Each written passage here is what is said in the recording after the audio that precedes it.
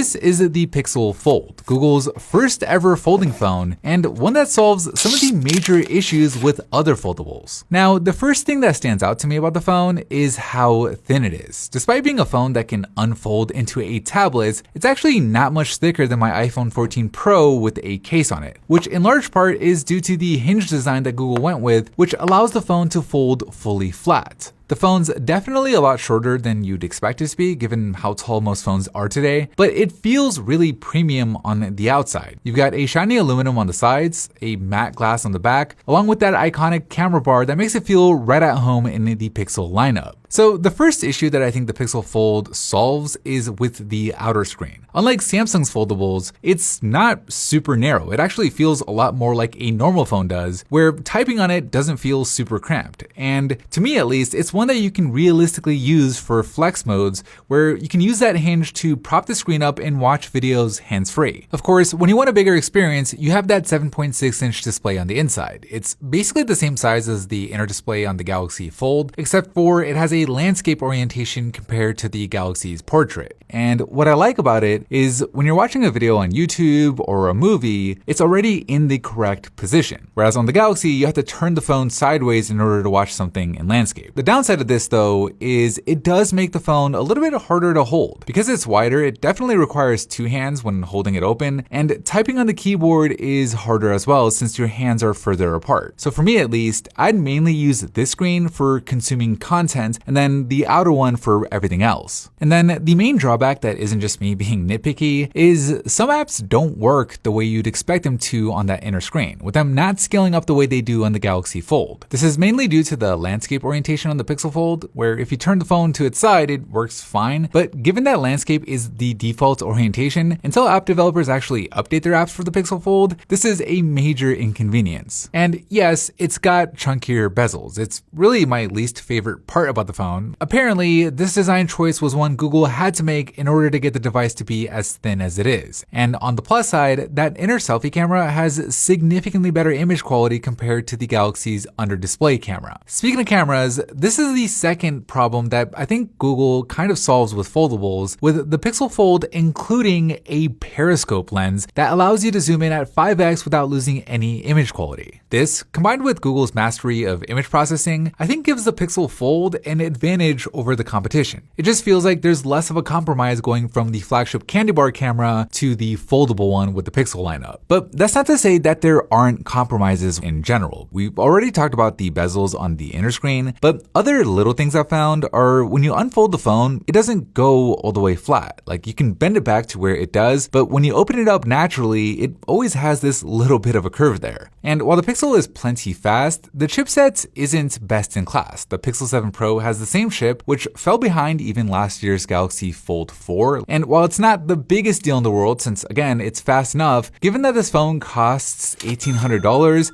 I was kind of hoping for the new Tensor 3 chip. None of these are necessarily deal breakers to me, and really, I think the Pixel Fold brings something different to the market. The focus here is it's a normal phone first that can also act as a tablet if you want it, whereas with something like the Galaxy Fold, it feels like a tablet first that can also act as a normal phone if you want it. So overall, I think Google is making a smart bet, not just making the same phone as the competition, and really trying to bring a different philosophy to it. And for this being their first attempt at a foldable phone, it's promising.